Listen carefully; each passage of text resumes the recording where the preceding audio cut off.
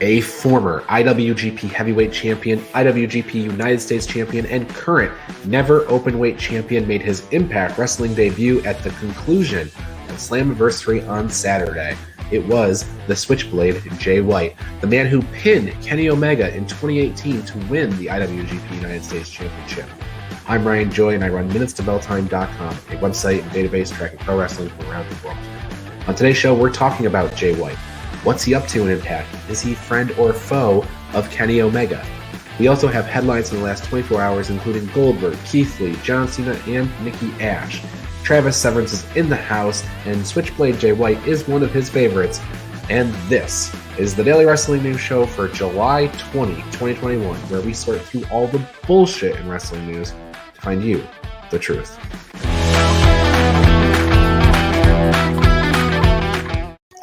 Good morning, Travis. Welcome to the Daily Wrestling News Show. It's great to be here, as always, talking about a fine wrestler such as Jay Whit, the king of the world, basically. Yeah, so the big news that broke on Saturday night, Jay Whit, at the end of the Omega and Sami Callihan match, after Omega uses the one-winged angel to put Sami Callihan down on a bed of tacks, he's celebrating with the Good Brothers, and out comes the current leader of the Bullet Club, Jay Whit, and they just kind of stare at each other as the show goes off the air. So it's kind of a nice little cliffhanger. Is Jay Whit with Omega, or is Jay Whit not with Omega?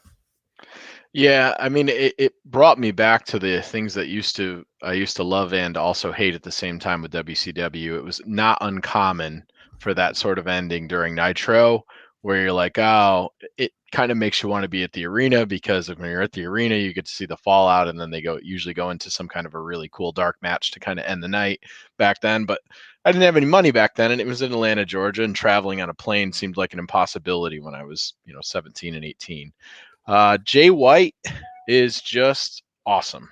So like the fact that they decided to bring him over, it was interesting because we saw kind of going into New Japan and stuff, they're building up different storylines and stuff like that. It felt like after he took the Never Open off of Tanahashi, there wasn't really, they didn't have a story to kind of move him into. There was all this kind of chaos going on. They had to cancel some shows and different things like that. So I was interested to see if he was going to be somebody that was going to come over. I was surprised that he wasn't. I was really hoping that he would have been flanked by God, because I think if you throw the gorillas in this thing, it gets real live real fast, because now you've got you got the heart and the soul of Japan Bullet Club coming over here to sort of confront the imposter Bullet Club, or the Bullet Club of old. Right. Jay kind of took control as the leader of Bullet Club after Kenny moved on, and he hasn't really lost it since.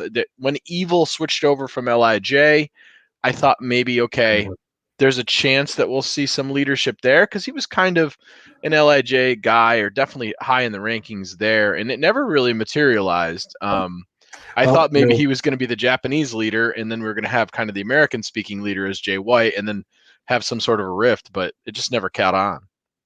And at that time, Jay Whit was nowhere to be found, because it was the early days of the pandemic, and Jay doesn't live in Japan, so they could only use the Japanese talent at that time that Evil won the New Japan Cup and became the double champion. So in a way, because Jay was absent, Evil kind of was the champion, or it was kind of the leader of Bullet Club. Yep. But eventually Jay comes back, and they never really have publicly said, hey, Evil or Jay is the top guy, but it's pretty clear that Jay ranks a little higher than Evil does on the pecking order. Yeah, and I mean, Jay just has some insanely legendary promos. Like, if you've never gone back and listened to it, in New Japan does sort of two style promos. They do an in-ring promo that's sort of after the match, or interrupting somebody's match, similar to what we see today on other wrestling. And then they have this, it's this post-match locker room, post-show scrum, so to speak. And man, some of his stuff that he comes up with is super, super clever. It's really, really on point.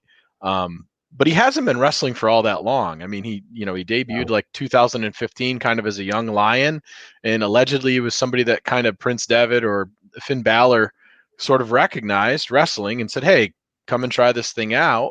And for 2015, 2016, he was essentially a jobber. And like the running joke actually was, if you go back and you look at his wrestling stats during that period of time, almost literally the only person he beat during that time was David Finlay. So there's like this David Finlay rift with him and stuff. And, there was some allusion to him wanting to face David Finlay next because David knocked him out of the Super Cup earlier. So there's a whole bunch of stuff going on in Impact. And it's nice that Impact sort of gets to be the statewide recipient of some of this, depending on how they go with that story. You've got the Omega thing, but in the background, anybody paying attention to New Japan knows that there's a never open stuff between him and Finlay too, depending on how they decide to play that story. Right. And if people were watching the end of Slammiversary closely, they would have seen David Finlay and Juice Robinson running to the ring as the show went off the air too. Juice took the Switchblade took the Blade Runner from Jay Whit, and then everybody else kind of left. So that's kind of how that ended. There are Impact spoilers out there if you need to go read ahead on what's happened. I have not done that. No, nor have I. It's better to just kind of watch it play out. But Jay Whit over here in the States is a good thing. He has the match with Finlay to defend that NEVER Openweight Championship next month at the New Japan pay-per-view, American Stateside pay-per-view. And it'll be interesting after that. I don't see Jay losing the belt there. And do we have this friction with Omega? And does that play out on Impact? Does it play out on AEW? Does Kenny collect a Japanese belt? At one time, this relationship between Omega and New Japan was not very strong, nor was AEW in New Japan. That seems to have kind of subsided. I don't know about Omega specifically and whether they would have him beat somebody like Jay Whit without a commitment to do a bunch of dates. But very interesting set of affairs. I mean, Jericho's openly talked about wanting to go back, and obviously the friction that the All Elite guys sort of had with New Japan when everybody, because the Elite were essentially the guts of Bullet Club at one point, and they all walked to kind of do this thing. Now, if you fast forward politically, New Japan leadership is turned over as well. Absolutely. Right. So you've got a completely fresh take, which is the reason why you're seeing some of this cooperation from them in the first place. I mean, Impact should get a nice bump from JB in there in the next couple of weeks to sort of sort this thing out. It's interesting. And you, much like Kota Ibushi, you buried the fact that Jay Whit was also an Intercontinental title holder, so you're trying to get rid of his history just like Kota was. But yeah, he's the only person that's held all four of those titles in New Japan. He hasn't had the big belt yet, but let's get through G1 and let's make sure that we get that on him sooner than later, probably Wrestle Kingdom. I hope we see those guys move over to AEW, because I think obviously the exposure number is 8x whatever Impact's getting and stuff like that. So yeah, hopefully this starts here and then it kind of transitions over and we see more of it. It is. I was very surprised that Jay Whit showed up solo. He's not really a solo dude. He's not a big guy. He's not this huge imposing figure or anything like that. He's in great shape. He's a great in-ring worker. He's one of the best heel style wrestlers that you'll see, and his promos are sharp and cutting and biting. So he's a treat. And you're right. He usually has a protege, somebody to interfere in his matches on his behalf and, distract his opponents. I almost can't fathom a Jay Whit match without that. So I would assume he'll have some alliances built, or he'll have a little secret in the back. So. Yeah, I mean, maybe the story that they're going to tell on Impact is he feuds with Finlay and Juice a little bit, and maybe the quasi Bullet Club guys are on the outside kind of doing that sort of dirty work for him originally, and then we see the thing unfold with them at the end to blow it off. I could see a story going that way, or maybe they carry it over to AEW and then the falling out of the Bullet Club happens over there too. It's a lot easier. You mentioned it would be nice to see some of this on AEW.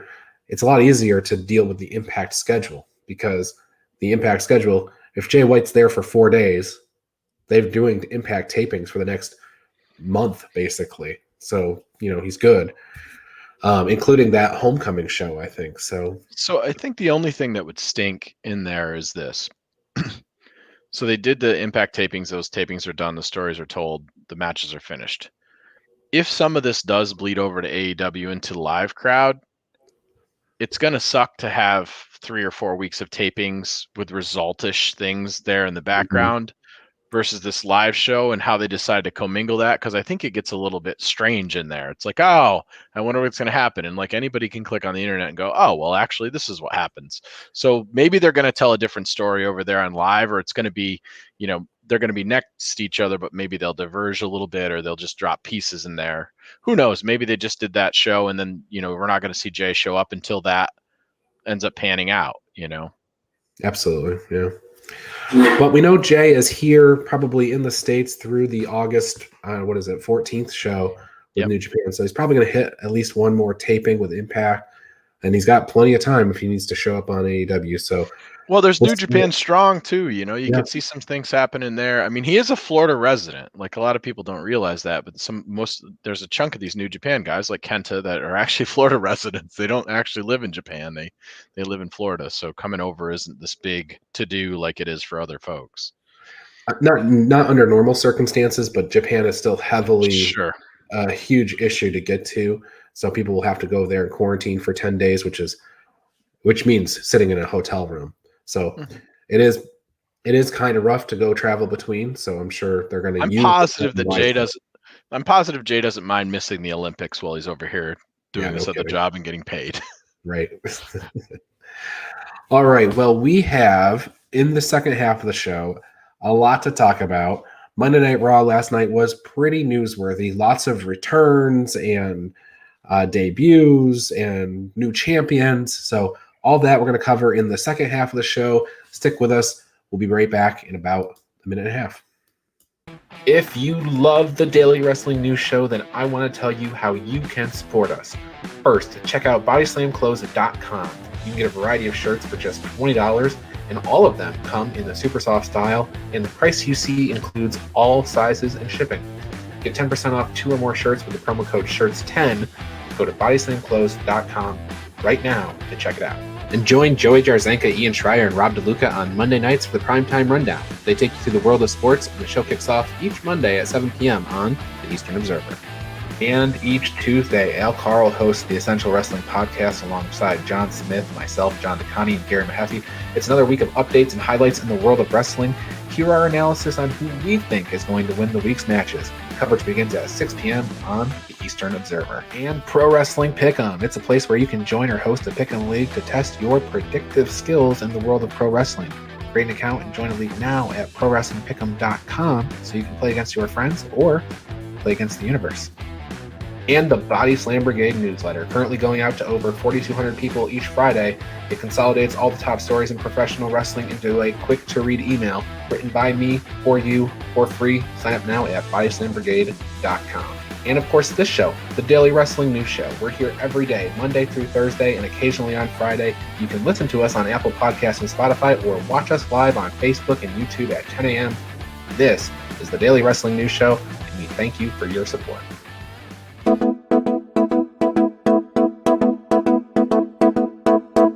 Okay, into the headlines portion of the show. Travis, I've got a whole bunch of names to go with the Raw report, I guess, from last night, but pretty newsworthy show. I guess we'll start with Keith Lee. Keith Lee's back. Sorry, Keith. Thanks for coming. Weird. He actually got what I would consider a pretty big reaction from the crowd. He was home in Texas, which right away is a hint to you that on WWE television, that man's taken a loss. But it wasn't really that great of a loss. He kind of got his butt kicked by Bobby Lashley. It's kind of a waste, I think, because Keith Lee is a guy that they could have just, turned up a little bit and pushed him out there, and he could have been a fine challenger for Bobby Lashley at any pay-per-view in the upcoming, in the future. But it looks like Keith Lee took a pretty definitive loss to Lashley, so that probably isn't happening anytime soon. And I don't know, maybe this is the end of Keith Lee. Maybe he's going back down to NXT, or he's leaving. Yeah, it felt kind of like a farewell thing. Like, great for Bobby, sort of, right? Like, we hadn't seen Keith Lee since February, where he beat Riddle. Actually, was his last appearance on WWE TV, and well liked. who knows what's going on. Like he posts stuff all the time that's sort of cryptic, and he doesn't want to tell the full story. And like, there's been some Mia Yim struggles and different things like that, and that's a significant other. And who knows? I don't know. That sort of drubbing on live TV felt like, your contract's coming to a close. But again, just like you said, and I guess, he's a Texas guy, but he got one of the biggest pops of the entire night because everybody's been waiting months for the guy to come back. He's well loved. He was super, super over coming up from NXT, and like they gave him the weird entrance and went away from his better entrance and stuff. And man, the last time, I would just love to see WWE take somebody from NXT and repackage them in a way where I thought, oh my God, this is a better packaging than what NXT has, rather than just bring them up and think that you got to redo them. Like Hunter builds the characters properly and presents them in a way where it's like, holy cow, we're going to bring these guys up. This is going to be fantastic. These are impressive athletes. And then they got to go through this friggin' WWE car wash of vomit. And then we see Keith Lee getting squashed by Bobby Lashley randomly to set up. Well, dun, dun. Yeah, hold the thought on the whole setting the guy up for success just to be going through the car wash of vomit, because we have to come back to that in a minute. But yes, after the Keith Lee match, we have the return of Goldberg. So now, it's pretty common knowledge that Goldberg's got to do so many appearances a year. He's under this kind of weird contract where he's got to show up and stuff like that. But you and I both want Goldberg to be one thing, and it's been very clear the last couple of times that we've seen him, he's not going to be that thing. Right. I don't really want to I have fond memories of Goldberg from the 90s. He would come out, it'd be a 3-minute match, it'd be a spear, it'd be a jackhammer. Hopefully the guy didn't go to the hospital after the match, but that was it. He ran through people, and he ran through a whole bunch of people in a row, eventually won the titles, still had short matches, beat Hogan, beat everybody, and that was it. And that's all you got. You got to look at the 3-minute part of the show where all the fans are on their feet chanting Goldberg. They've got the signs and everything. And that's not what WWE is giving us. They're giving us 20-minute. I shouldn't say it's not always 20 minutes. Like the McIntyre match at Rumble was pretty short, but they give us longer form Goldberg matches where Goldberg doesn't win. All I want, if you're going to give me Goldberg, take the most annoying heel you have on the roster, the one that's running their mouth that all the fans hate. Put him out there in a segment where he's running his mouth and the fans are booing him and stuff. That's when you hit Goldberg's music and he comes out and he spears and jackhammers that guy. We all have a good feel-good moment and we go home. I don't need to see him lose to Bobby Lashley. That's not how I want to remember Goldberg. It's just super strange, right? So when you compare, and this is we do these. This is part of what we're doing. We're comparing. So we have Goldberg, who's exactly the character you talked about. Now you're asking him to be a character he's not, and then what you're gonna do is you're gonna advance his age 10 or 15 years on top of that. So now you have him wrestling longer format matches with more technical wrestlers. So you're actually doing the opposite of bringing the nostalgia of that character in and making him what people want to see. Where if you contrast that with the stuff that AEW's had Sting do within Sting's capability based on his age range, they've protected the Sting mystique. They don't have Sting in the ring with Rey Fenix in a tables, ladders, and chairs match. Right. Asking Goldberg to come out and do these 12, 15, 18-minute matches on the way past the sunset of his career. Now, I will say this to Goldberg's credit, I felt very much more like, and who knows, we'll see, body-wise, he was in a much better space this time than the last time we saw him. When we saw him against Drew, it felt like he got a phone call that day, he got on a plane, and then went. This feels like it was at least a little bit more planned out, so he had time to get himself into condition and stuff like that. And listening to Undertaker and stuff, as you get older, obviously you have to train harder to get yourself into that spot. Otherwise, you're not going to be what you are. Yeah. Yeah, I agree. I think he appears to be ready. I'm sure the program leading up with Lashley and Goldberg will be interesting to an extent, but there's no part of me that's going to say Goldberg's probably going to win the championship. Now, I could be wrong, and they could very well have Goldberg win that championship. They had it happen a couple of years ago. He beat The Fiend in Saudi Arabia, but I just don't feel like that's what we're building Lashley to. We're not building Lashley up to lose to Goldberg. I don't think. I don't think so either. Now, speaking of building people up to lose, we had a debut last night on Raw of a man who has gone essentially undefeated in NXT for the last year and a half. He won the NXT championship from Keith Lee, the other guy we squashed earlier in the night. He comes in, Karrion Kross, makes his debut. There's no Scarlet. There's no pomp and circumstance. The entrance is not what it is on NXT, not by a long shot. He comes down to the ring. So they take all that away. He comes to the ring, and he loses to Jeff Hardy in about 3 minutes. Now, granted, Jeff had his feet on the ropes. I guess that's enough to put down Karrion Kross, but I can't get mad about booking, wrestling booking, right? That's what I signed up for when I did this show and I launched my website and everything. Like, it's too easy to get mad at all the wrestling booking out there, but man, does it sure feel like they screwed this up. There's a difference. I think there's a difference between getting mad about booking and being critical of the way that they're telling stories. And it's been a critique against WWE. Sure. And we listened for the last couple of weeks with Stephanie McMahon and other people saying, when the live fans come back, we've got a whole bunch of surprises and stuff like that. A lot of these were kind of predictive. Cena has been all over the place. He talked about coming back, and we had Goldberg that we knew was coming back to before the show even started and different things like that. And we had some expectations on some debuts and different stuff. When you look at this thing, you had Jeff Hardy. Now, don't get me wrong. He went back to the entrance music that everybody loves, but he came out and he beat him like he was Jackson Riker from 2 months ago. Yeah. And Karrion Kross had to get out of the ring and grab his NXT title belt and wander back. And from the time he entered through that curtain to the time he exited through that curtain, the whole crowd was crickets against him. And I'm sorry. If you're going to take all that work and you're going to have him pin the next top 5 NXT guys basically in the ring on your last pay-per-view, and you're going to make him this unstoppable juggernaut champion, and you're going to have Jeff Hardy be the person that beats him live on TV for his first night out, it's just amazing. And this morning, it's obvious how he feels. This morning on Instagram, he posts a picture of Matthew McConaughey in Dallas Buyers Club with no caption. And you know what? I don't blame him. That seems to be on brand for him. I'm sure he's not thrilled this morning. And why would you be? Well, so the whole NXT commercials that they're airing throughout the show, throughout Raw, is who can stop Karrion Kross? Well, I guess Vince McMahon's answering his own commercial with Jeff Hardy. If Jeff Hardy has to appear on NXT tonight, right? I mean, that's is he the challenger? Is that where Jeff Hardy's career? The sun is setting on Jeff Hardy's career, and he's going to be in NXT to do it. Like, yeah, sounds great to me. But his last 6 matches or whatever were main event or like. Yeah.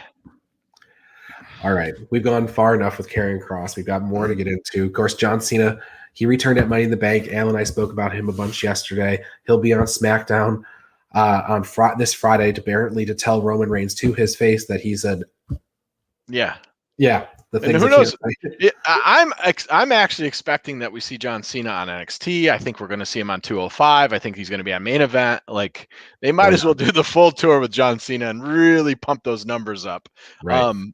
I'm thrilled that John Cena's back. I think it's interesting for me to watch the reaction to the WWE Nation, because I can remember when John Cena was headed out and headed to Hollywood, and the responses by the fans and everything were not very favorable to John. And I think he's the second best wrestler that's ever laced the boots up. Just a phenomenal character. Just one of the greatest as far as responses and stuff goes. And here he is to kind of right the ship. And, it is nice. WWE has a lot of these commodities that they built up over the years where if the nose is down on the boat a little bit, they can bring them in and it'll lift it up. And it's nice for them to be able to have that, to be able to go to when they need to. Looking at John looks like he's a lot more, he's thinner. He doesn't seem like he's as thick as he was. So it'll be interesting to see when he actually gets in the ring and he works a match. I think his presentation is going to be different just based on looking at his appearance and his body shape. He doesn't look like the same size John Cena. Hollywood's a different animal than WWE is for sure. But I'm happy to have him back. I felt like his Hollywood run was kind of mediocre, especially when you try to compare it to what The Rock's doing. But he's great. He gave Riddle the rub. It's nice to have a big face that you can look at and go, oh, this is an exciting face outside of Drew McIntyre kind of having to carry that mantle this entire time. So it'll be interesting to see what he does. If you put him in with different people and you tag him with different people and you fade him a little bit and you don't have him be singles and he's kind of just the rah-rah guy, I think that would be a great fit for him to kind of ease him into the ring with some ring work. Yeah, I wonder if he'll wrestle any matches before SummerSlam. It seems like they ought to do something, but I'm not sure that he will. I don't know, good, bad, or indifferent. There were a lot of cards that they played last night, so the Texas crowd that bought those tickets got to see a lot of things. They did, yep. They definitely got their money's worth in terms of the total opportunity to see some new-ish stuff. As far as delivery goes, yeah, man. Well, let's talk about. We can just briefly mention Viking Raiders and Riddle. They got a win over AJ, Amos, and John Morrison. Not really much of a story there, but Viking Raiders are getting a tag team title rematch next week. So rematch is really not a big story either on this show. The rematch isn't a big story. I think the story from this is that, that it feels like the Omos, at least to me and at least to that crowd last night, Omos and AJ Styles are booked upside down here, where, they probably would have been better off if they came in as faces, because they're both, AJ's way over still. And the Raiders are kind of stuck in the spot where you're like, when you're the second best face in the ring, regardless of the character you're telling, the story you're telling, you're going to have to do a bunch of work to try to make the story fit. And I feel bad for them, and I feel bad for commentary based on what they're mixed into here, because they're better than that. Agreed. They're great. So Charlotte and Rhea Ripley, they had a rematch on the show last night. Again, rematch is not really news, but Charlotte retained the title, but then Rhea hit Charlotte with a riptide on the outside, threw her back in the ring. Nikki Ash came down, cashed in Money in the Bank, won the Raw Championship from Charlotte Flair, a new champion crowned on Raw last night. Now, this is Nikki Cross's first singles title in WWE, and I'm including NXT in that. She's never held a title she won the tag titles with Alexa Bliss, but other than that, she's never been a champion. So congratulations to Nikki, almost a superhero, and we'll see where this title reign goes from here. It's very confusing when you look at the possibility of Becky Lynch coming back and the possibility of big matches for SummerSlam. Putting that belt on Nikki Cross right now seems a little weird, but I don't know what they have in plan, so I guess we have to wait and see. Yeah, I mean, Nikki is her, I guess we could call it ascension, has definitely been a surprise, and she's delightful, and but like, it felt like 5 weeks ago she was in tryout mode or whatever with these 3-minute survival matches or whatever, and then all of a sudden we have her coming off the top ropes, and she's now the women's champion. So perhaps it's this thing with John Cena, right? John Cena is a guy who is targeted at little kids, right? He is super over with the crowd of people that are probably watching Raw from 9 to 9:30 and then going to bed. And I'm not throwing my wife in there. She's not a 12-year-old kid, but the rest of the people that have to go to bed at 9:30 because it's a school night, those people got to see John Cena in the first part of the show. Well, Nikki Cross, with this new superhero character, is very much a character that should be marketed towards little kids, and you put one of them on top, I guess that makes sense. Yeah, and the other thing too that we talked about a couple of months ago is, like, it's kind of been during the pandemic, and as it's winded down a little bit, it's been kind of the world of the heel champions, and it feels like we're going to get a flip on that. So we're going to have faces kind of come front and center, which makes a lot of sense. Live crowd selling merch, kids at the shows, stuff like that. You want the good guys to have some belts for a little while now. So financially, it's a smart move. It'll be interesting. I don't know. Maybe this is Alexa Bliss. I don't see. Them going back to Rhea Ripley and Charlotte Flair against Nikki right now, because I don't think that would work. Yeah, no, I think you get Charlotte versus Rhea in a last woman standing match, and probably you're right. It's Nikki Cross versus Alexa Bliss, good versus evil. Yeah, it's sell a whole bunch of capes and things. Yeah, for sure. Okay, some other headlines outside of the Raw universe.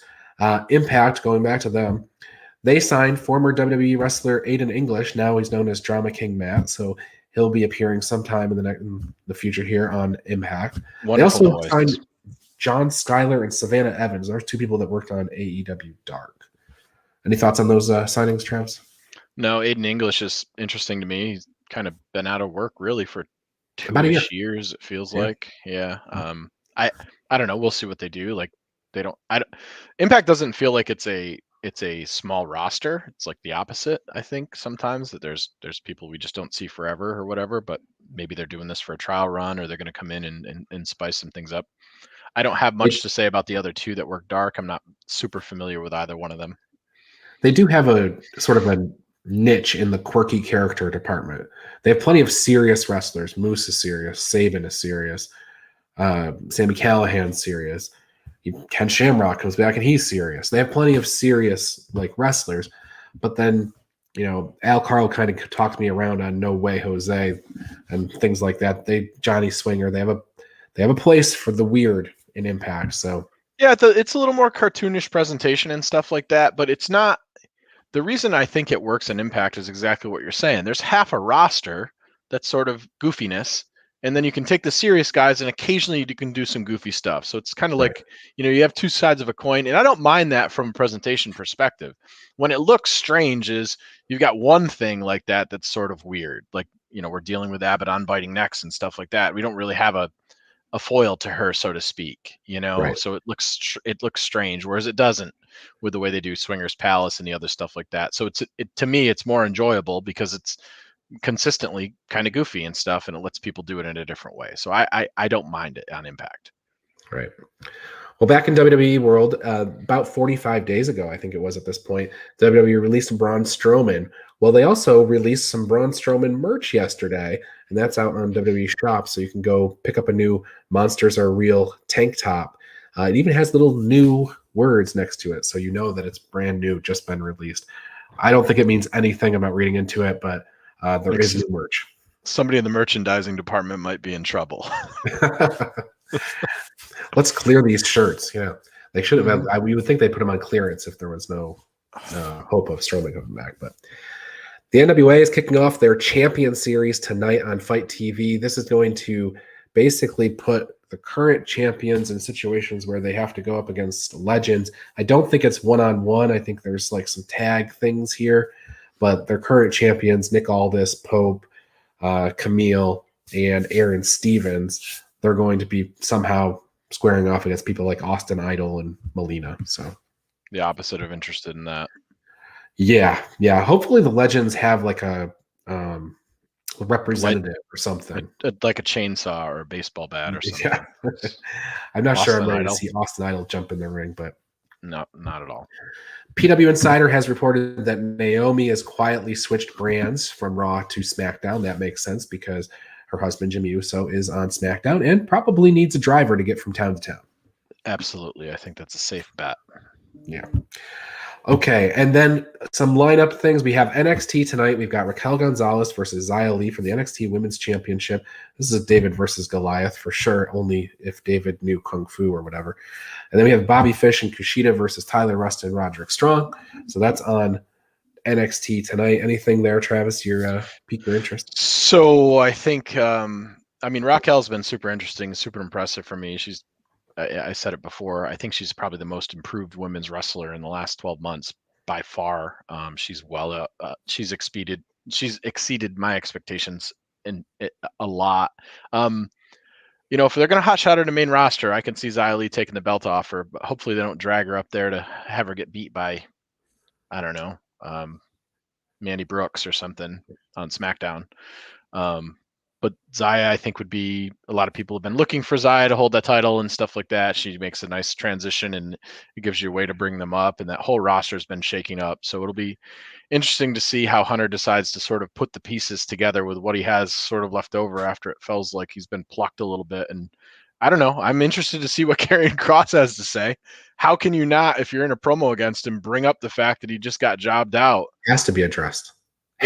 There's no way you can't say anything about it. Like I almost want to watch for how they decide to backpedal out of that scenario. Like, well, Samoa Joe has to come to the ring and tell Karrion Kross he has to fight Jeff Hardy tonight or something. It's got to happen. Yeah. All right. Well, on Wednesday night, we have Fyter Fest Night 2. Nyla Rose versus Britt Baker for the Women's Championship. Chris Jericho versus Shawn Spears in the first of 5 labors of Jericho. Orange Cassidy versus The Blade. Jon Moxley versus Lance Archer in IWGP US Championship Texas Death Match. And Frankie Kazarian versus Doc Gallows. That is the lineup for Fyter Fest Night 2. Yeah, it feels less exciting to me than Fyter Fest Night 1. In general, this feels a lot more predictable, I guess I would say. I was excited to know that the Kazarian Gallows match, maybe they'll start with that. And this, I think, gives them sort of possibility for a redemption in the death match with Kenny Omega and stuff. I don't see Moxley losing that match, but it could happen, I guess, in some weird world. Nothing else is exceedingly interesting to me. Yeah, I'm picking Moxley in that match, but if Lance Archer were to win, I don't think it'd be a big surprise to me. Lance Archer has certainly been to the dance 1,000 times on AEW and not won the big match. So yeah, and I would be okay with that. He had, he was in New Japan for 8 or 9 years or whatever. He's held that title before. So I would be happy and excited if Lance did beat him. Yeah, me too. Tom Lawler will be defending the New Japan Strong Championship against Kojima this Friday on New Japan Strong. Also has the tag team title tag team tournament semifinals with the Good Brothers facing off against Yuji Nagata and Ren Narita, and then Brody King and Chris Dickinson versus Jarrell Nelson and Royce Isaacs in the semifinals. So those are both. I think we're looking at Good Brothers versus King and Dickinson in that final. Feels like it. Yeah. And then a big show this weekend, Wrestle Grand Slam, Tokyo Dome, Sunday at 3 a.m. Set your alarm clock. We have a 5-match card, 6-match if you include the KOPW handcuff stipulation, Rambo. Yeah. So you've got that. And then on the undercard, you've got Rocky Romero versus Ryusuke Taguchi. Rocky Romero and Ryusuke Taguchi versus El Fantasma and Taiji Ishimori for the junior tag titles. Robbie Eagles returning to face El Desperado for the junior title. Kazuchika Okada versus Jeff Cobb. Sonata and Naito defending the IWGP tag titles against Sabre and Taichi. And in the main event, Kota Ibushi challenging Shingo Takagi for the title that Kota Ibushi never lost, or he did lose it, to Will Ospreay, for a title he held once before, the IWGP World Championship. So I think Shingo needs to win here. He needs to establish that title because nobody else has been able to. Yeah, only Jay Whit loses on no title defenses really in New Japan because he doesn't need a title to be awesome over there. Tanahashi too. Usually 2 Jay Whit. Right? Yeah, that's true. Tanahashi can hold the title for a second as well. They both make for really good transition, both on opposite sides of the spectrum in terms of face and heel too. Should be a good show. I'm excited about it. Like the handcuff Rampo is goofy, but I'm sure it'll be fun. I don't see the tag titles changing, but it could happen. It was an odd pairing to me in the first place that won it, so we could see that flip. The Okada match I think will be low key, probably one of the better ones on the show. And Shingo Ibushi is not a match we've seen a whole bunch of. No, but I don't expect either one to walk away too well after the match. No, this is going to be pretty bloody, and Ibushi I don't think has been in the ring for a bit now too. So this will be a good show. This is going to be fun. Yeah, Ibushi had to deal with some ramifications, or I guess he had to deal with some symptoms coming off of the COVID vaccine. So he has been out for a little bit. So should be a great show. Absolutely. Anything that we left off in the world of wrestling, Travis? MLW Riot is That's right. Battle Riot is YouTube on. It's on YouTube and beIN Sports this Saturday. Now this is taped. It's not live. It was about a week ago, maybe 2 weeks ago at this point, that they had Battle Riot.